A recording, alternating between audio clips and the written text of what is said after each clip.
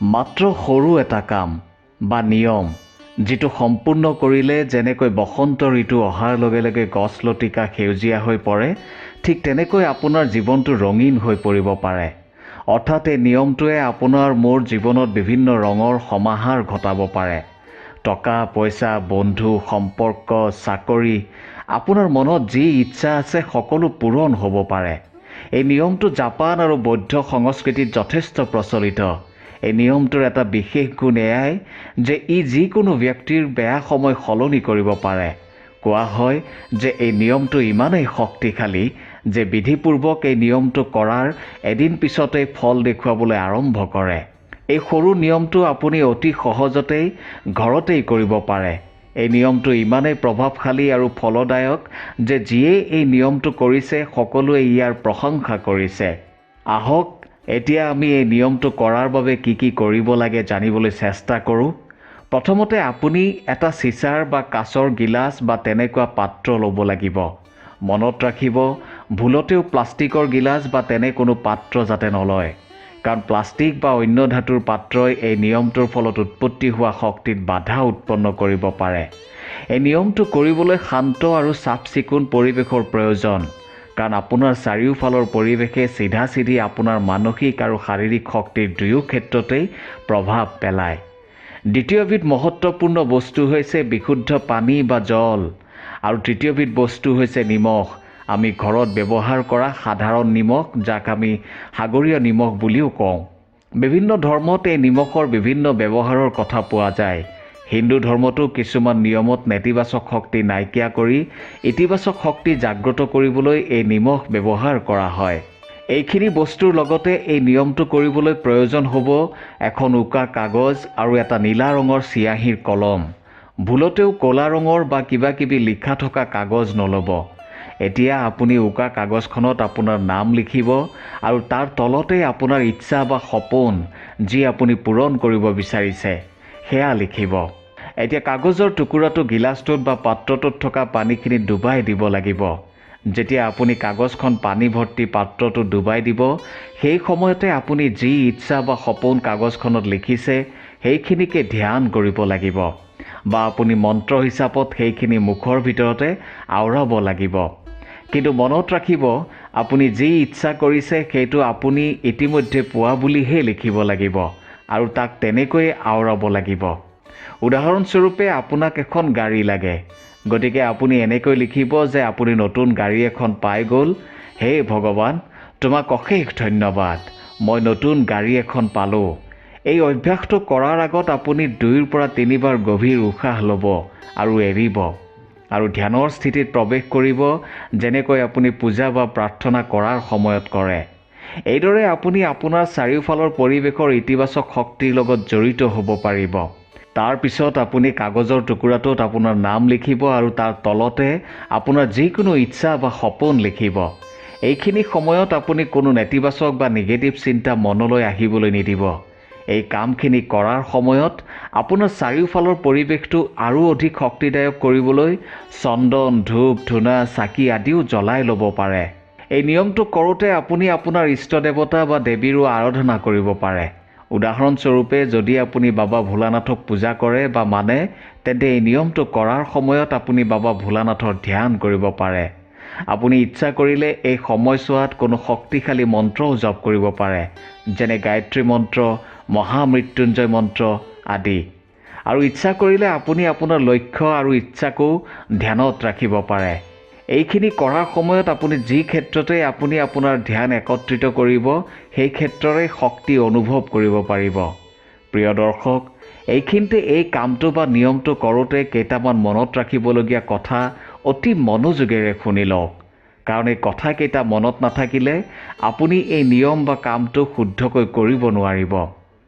প্ৰথমতে যেতিয়াই আপুনি এই কামটো কৰিবলৈ আৰম্ভ কৰিব, তেতিয়া আপুনি মনত ৰাখিব যে আপোনাৰ মনত যাতে কোনো বস্তুৰ প্ৰতি আসক্তি, কোনো বেয়া ভাৱ, কোনো নেতিবাচক চিন্তাই যাতে ঠাই নাপায়। দ্বিতীয়তে, এই অভ্যাসটো আপুনি তেতিয়াহে কৰিব যেতিয়া আপুনি নিজেই অনুভৱ কৰিব যে আপুনি চিন্তামুক্ত হৈ আছে, আনন্দত আছে বা সুখত আছে। এয়া হয়তো ৰাতিপুৱাও হ'ব পাৰে বা সন্ধিয়াও হ'ব পাৰে। সময় আপুনি নিজেই নিৰ্ধাৰণ কৰিব পাৰে।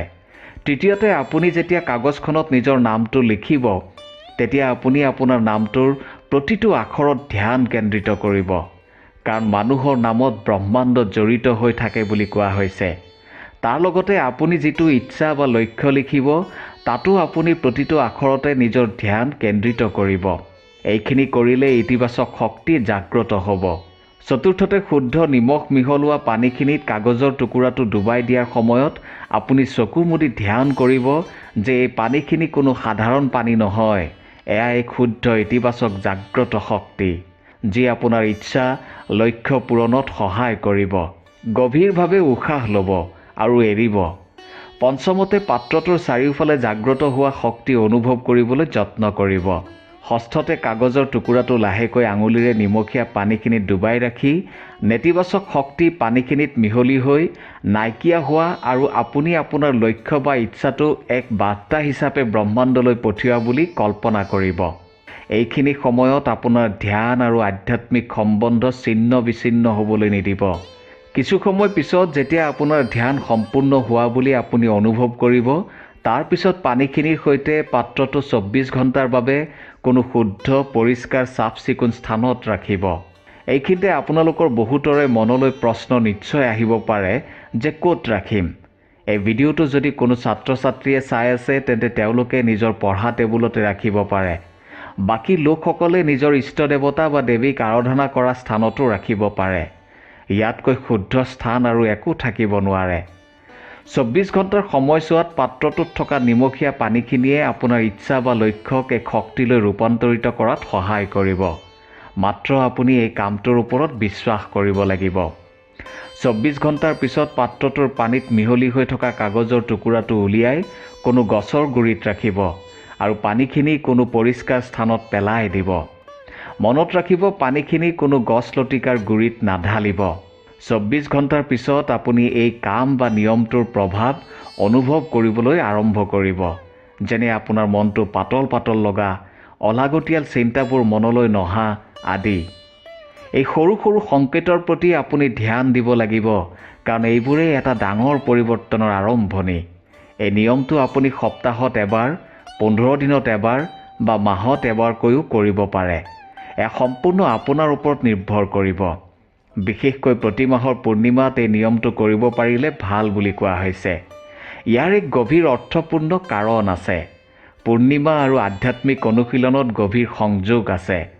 বহুতে বিশ্বাস কৰে যে পূৰ্ণিমাৰ শক্তিয়ে উদ্দেশ্য নিৰ্ধাৰণ, প্ৰকাশ আৰু নেতিবাচকতাক মুক্ত কৰাৰ শক্তি বৃদ্ধি কৰে, যাৰ বাবে ই আকৰ্ষণৰ নিয়ম বা ল অৱ এট্ৰাকশ্যনৰ সৈতে কাম কৰাৰ এক আদৰ্শ সময়, যিয়ে সম্পূৰ্ণতা, আলোকসজ্জা আৰু মুক্তিৰ প্ৰতীক। ই আৱেগ, চিন্তা আৰু আধ্যাত্মিক অনুশীলনক প্ৰভাৱিত কৰিব পৰা তীব্ৰ শক্তি কঢ়িয়াই লৈ ফুৰে বুলি বিশ্বাস কৰা হয়। আহক এতিয়া আকৌ এবাৰ এই নিয়মটো বা প্ৰক্ৰিয়াটো চমুকৈ জানিবলৈ চেষ্টা কৰোঁ। এই আকৰ্ষণৰ নিয়মটো কৰিবলৈ যাওঁতে আপোনাক লাগিব এটা চিচা বা গ্লাছৰ পাত্ৰ, দ্বিতীয়তে বিশুদ্ধ পানী, তৃতীয়তে সাধাৰণ সাগৰীয় নিমখ আৰু চতুৰ্থতে এখন উকা কাগজ আৰু নীলা ৰঙৰ চিয়াহীৰ এটা কলম। কলমটোৰ ৰং যিয়েই নহওক, চিয়াহী কিন্তু নীলা হ'বই লাগিব।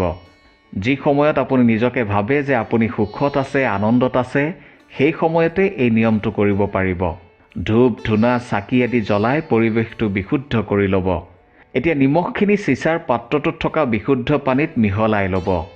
উকা কাগজখনত প্ৰথমে আপোনাৰ নাম, তাৰ ঠিক তলতে আপোনাৰ এটা ইচ্ছা বা সপোন লিখিব। আপোনাৰ ইচ্ছাটো পূৰণ হ'ল বুলি প্ৰথমে ভগৱানক বা নেদেখাজনক ধন্যবাদ জনাইহে লিখিব। যেনে, হে ভগৱান, আপোনাক অশেষ ধন্যবাদ, মই গাড়ী এখন কিনিলোঁ। এতিয়া 3 বাৰ গভীৰ উশাহ ল'ব আৰু এৰিব, আৰু আপোনাৰ ইষ্ট দেৱতাক ধ্যান কৰি আপোনাৰ কাগজখন পাত্ৰটোত থকা নিমখীয়া পানীখিনিত আঙুলিৰে ডুবাই ৰাখিব। কাগজখন ডুব খোৱা সময়লৈকে আপুনি লিখা ইচ্ছাৰ কথা মনতে আওৰাই থাকিব, অৰ্থাৎ ধ্যান কৰিব, যেনেকৈ পূজা প্ৰাৰ্থনা কৰোঁতে আপুনি ধ্যান কৰে। আপুনি কিমান সময় ধ্যান কৰে সেয়া আপোনাৰ ওপৰত নিৰ্ভৰ কৰিব। ইয়াত সময়ৰ কোনো সীমা নাই। তাৰ পিছত পাত্ৰটো 24 ঘণ্টাৰ বাবে কোনো এক পবিত্ৰ স্থানত ৰাখি থ'ব। 24 ঘণ্টা হৈ যোৱাৰ পিছত কাগজখন উলিয়াই কোনো গছৰ গুৰিত পেলাই দিব আৰু নিমখীয়া পানীখিনি কোনো পৰিষ্কাৰ স্থানত পেলাই দিব। যেতিয়ালৈকে কোনো ইতিবাচক শক্তি অনুভৱ নকৰে, তেতিয়ালৈকে এই কামটো বা নিয়মটো আপুনি সপ্তাহত এবাৰ বা 15 দিনত এবাৰ বা মাহত এবাৰ কৰিব পাৰে। প্ৰিয় দৰ্শক, এই সম্পূৰ্ণ প্ৰক্ৰিয়াটো এক আধ্যাত্মিক বিশ্বাসৰ ওপৰত আধাৰিত। ইয়াৰ কোনো বৈজ্ঞানিক প্ৰমাণ নাই। গতিকে এতিয়া সিদ্ধান্ত আপোনাৰ হাতত। আপুনি কি ভাবে? নেতিবাচকৰ পৰা ইতিবাচকলৈ পৰিৱৰ্তন কৰা মোৰ এই যাত্ৰাৰ অংশীদাৰ হওক, মোৰ এই প্ৰয়াসৰ অংশীদাৰ হওক। আৰু চাই থাকক, শুনি থাকক মটিভেটৰ নিৰঞ্জনৰ মটিভেশ্যন। আৰু সদায় সুস্থ থাকক, সুস্থ চিন্তা কৰক আৰু সুস্থ খাওক। নিজৰ লগতে আনৰ লগতে নিজৰ দেশখনকো বচাওক। ধন্যবাদ।